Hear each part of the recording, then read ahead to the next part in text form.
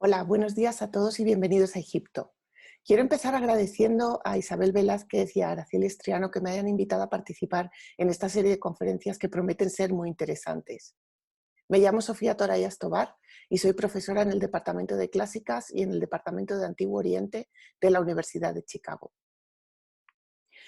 En vista de las restricciones que hacen precisamente que tenga que dirigirme a vosotros en teleconferencia, he decidido hablar de lo que todos añoramos, que son los viajes. Y por ello voy a hablar de los grafitos de los viajeros a Egipto en la época grecorromana.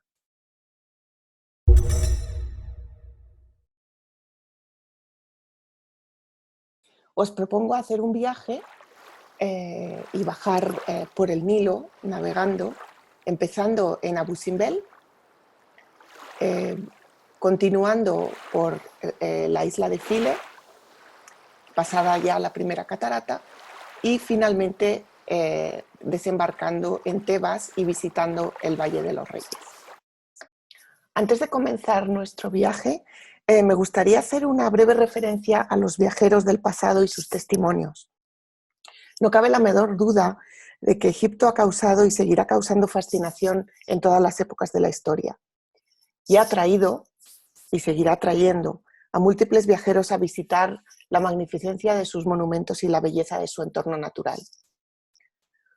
Una de las más antiguas y más completas descripciones de Egipto se la debemos a Heródoto, que incluyó en el libro 2 de sus historias una descripción completa de la geografía del país del Nilo y de sus gentes. Siglos más tarde, Estrabón, en su descripción del Imperio Romano, en una obra que conocemos como la Geografía, describió Egipto en su libro 17, que es el libro que cierra esta descripción del imperio en época de Augusto. En el siglo IV, Amiano Marcelino también hace una breve descripción y depende en gran manera de los anteriores geógrafos e historiadores que habían descrito Egipto. Pero esto siguió ocurriendo y nos encontramos el gran viajero marroquí Ibn Battuta, que en el siglo XIV visitó Egipto y que describe también sus monumentos en su crónica de sus viajes. Pedro Mártir de Anglería, embajador de los Reyes Católicos, poco después de la toma de Granada, estuvo en el Cairo para mediar por los cristianos del país del Nilo y aprovechó para visitar y para describir también en sus escritos los monumentos de Egipto. Finalmente, quería también hacer referencia a Gustave Flaubert, que visitó Egipto y se dirigió a su madre en una serie de cartas en las que describió sus bien románticas pensamientos y fascinaciones cuando visitó las pirámides, entre otras cosas. Le acompañó en su viaje su amigo y compañero Maxime Duchamp, un fotógrafo a quien debemos una serie de instantáneas de aquel viaje que hizo Flaubert a finales del siglo XIX.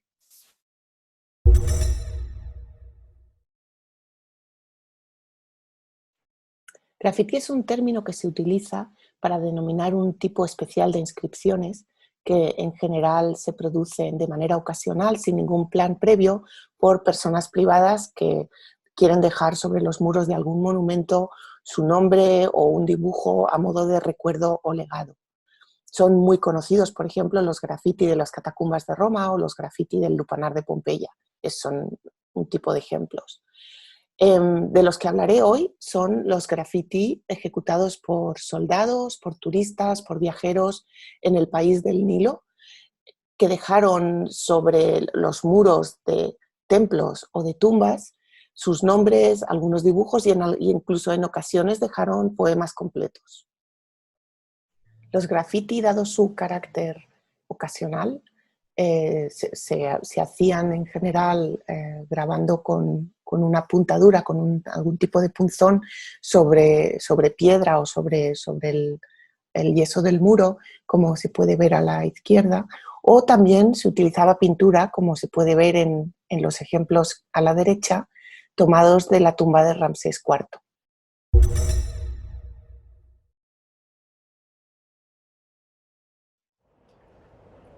Primera parada, Abu Simbel. La primera inscripción que mencionaré se encuentra inscrita en la pierna de una de las estatuas colosales del templo funerario de Ramsés II en Abu Simbel.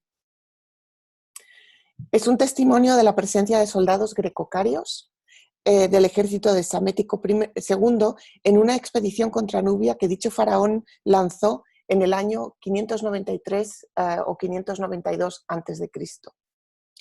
Se trata de una inscripción en 5 líneas grabada sobre la piedra, como se puede ver en la fotografía, con una punta de lanza u otro objeto similar. El alfabeto es azul oscuro y el dialecto griego es el dorio. Aquí tenéis en la pantalla un facsímil de la inscripción en la que se pueden ver algunas de las particularidades del alfabeto, la forma de la Z, la forma de la sigma, el uso de la omicron, tanto para O larga como O breve, o el uso de la copa. Os daré una traducción de la inscripción. Cuando el rey psamético llegó a Elefantina, estas palabras las escribieron los que navegaron con Psamético, hijo de Teocles, y llegaron más allá de Kerkis hasta donde llega el río. Potasimto estaba al mando de los extranjeros y Amasis de los egipcios. Nos escribió Arcón, hijo de Amébico, y Pelecos, hijo de Eudamo. Necesitamos una explicación para saber quiénes eran estos soldados a los que se refiere esta inscripción, y esta explicación nos la da Heródoto en su libro segundo. Nos narra que el rey psamético, desesperado por el acoso de sus enemigos, consulta al oráculo en el que se le informa de que los que le van a aportar ayuda son unos hombres vestidos de bronce, cosa que el faraón le produjo cierta desconfianza, pues nunca había visto tal cosa. Poco después llegaron a las costas de Egipto unos mercenarios o piratas griegos con sus armaduras de bronce, y el rey inmediatamente hizo todo lo posible para reclutarlos en su ejército. En compensación a su servicio, el faraón les dio a estos griegos icarios unas tierras en Pelusio, y posteriormente el faraón Amasis los trasladó a Menfis, donde constituyeron unas comunidades conocidas como los helenomenfitas y caromenfitas. Estos helenomenfitas son los primeros griegos que ocuparon Egipto antes de la llegada de Alejandro Magno. No quiero dejar esta inscripción sin decir una pequeña anécdota, y se trata de la interpretación de la última línea por el epigrafista Matthew Dillon. Le pareció raro que 2 personas sean las responsables de esta inscripción, y de esa manera interpretó que la última parte, Pelecos Udamo, es un juego de palabras por la palabra Pelekius para hacha, y Udamos interpretado como de nadie, hijo de nadie. Por lo tanto, la última línea sería: me escribieron Arcón, hijo de Amébico, y Hacha, hija de nadie.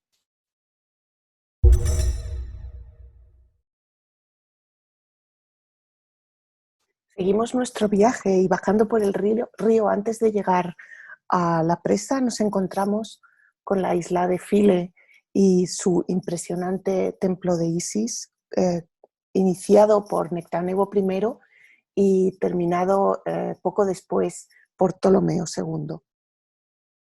La isla original de File se encuentra actualmente sumergida bajo las aguas después de la construcción de la presa de Asuán, y en los años 80, gracias a la intervención de la UNESCO, se trasladaron todas las estructuras arquitectónicas de la isla de File original a otra isla cercana conocida como Agilquía. La isla de File, y en concreto el templo de Isis, fueron un foco de atracción para peregrinos que visitaron el templo por motivos religiosos, incluso también por otros motivos personales turísticos, y dejaron multitud de inscripciones, entre las que destacan las que conocemos como proskynemata. Proskinema es un sustantivo que deriva del verbo proskineo en griego, que significa besar o hacer una reverencia de adoración. Estas inscripciones votivas son una forma simbólica de colocarse bajo la protección del dios.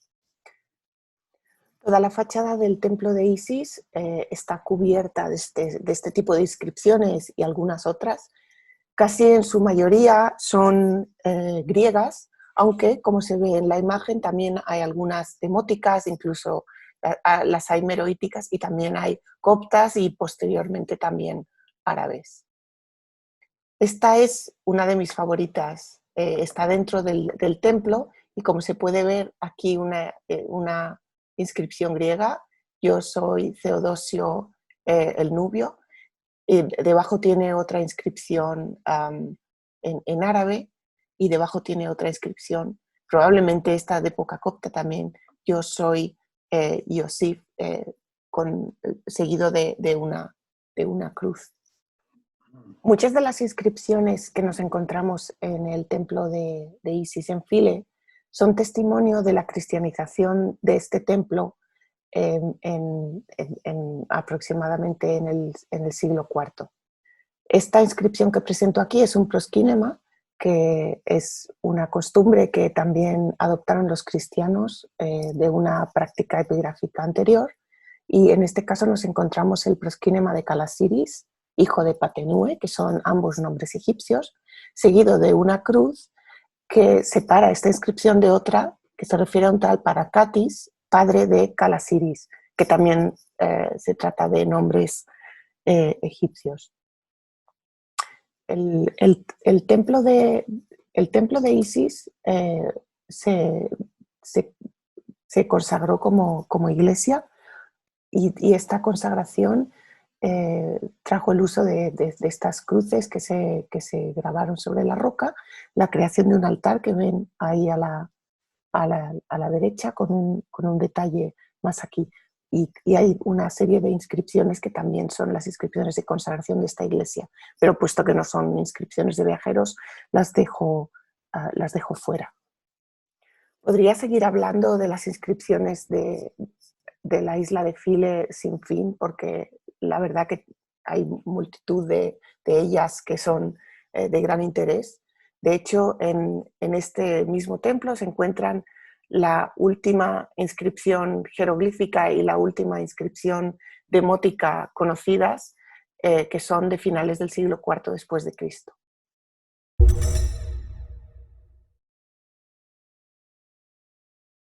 Vamos a continuar nuestro viaje bajando por el Nilo hacia el norte, a la última parada de nuestro recorrido, y llegamos a Tebas, que hoy se conoce como Luxor, y al Valle de los Reyes. Vamos a visitar dos tumbas, la KV2 y la KV9. KV son siglas que responden a la denominación del Valle de los Reyes en inglés, Kings Valley, y es un sistema de numeración de las tumbas que creó Wilkinson a finales del siglo XIX. La primera tumba que visitaremos, la KV9, es la tumba que construyó Ramsés V y que luego utilizó su tío Ramsés VI. Son faraones de la dinastía 20, entre los siglos 12 y 11 a.C., y es una de las tumbas que más popularidad tuvo en la antigüedad y que se atribuyó a el mítico rey de Etiopía, Memnón, que luchó en Troya, a quien también se atribuyeron los famosos colosos de Amenofis III. Toda la zona de las tumbas del Valle de los Reyes también se llamó Memnonia precisamente por esto mismo. Os invito a continuación a que entremos juntos en esta simulación de la tumba KV9, la tumba conocida como Ramsés VI, para que podáis ver con vuestros propios ojos cómo todas las paredes de esta tumba están cubiertas por inscripciones. Aquí he elegido este pilón y esta zona de aquí porque me parece que se ve muy claramente. Veis aquí unas inscripciones en griego, tanto inscritas con un punzón como escritas con tinta, en este caso negra. Como veis, las paredes están cubiertas completamente de estas inscripciones.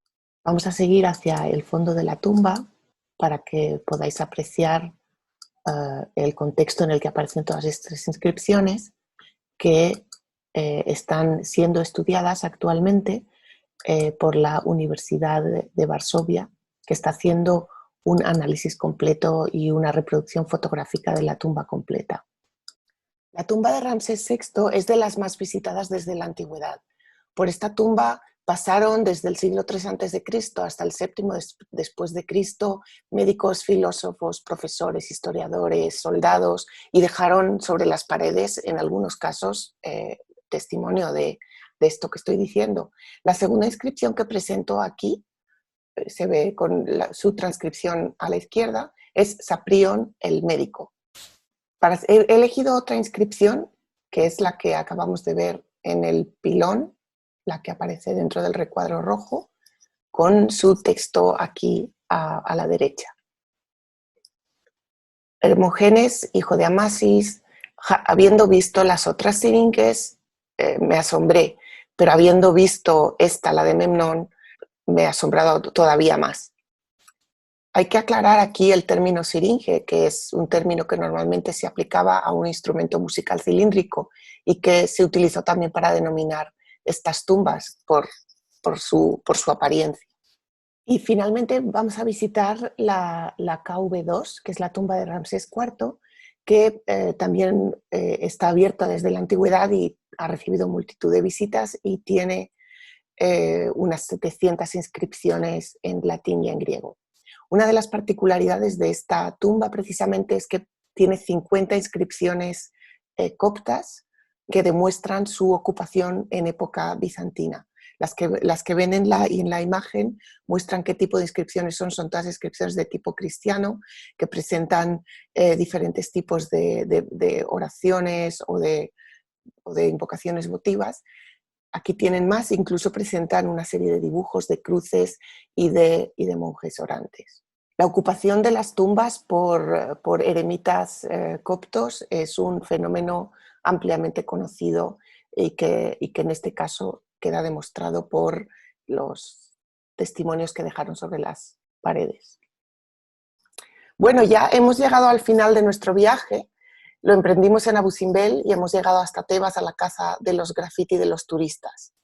Ha sido una aventura para mí hacer este vídeo. No. ¿Dónde está? Mierda.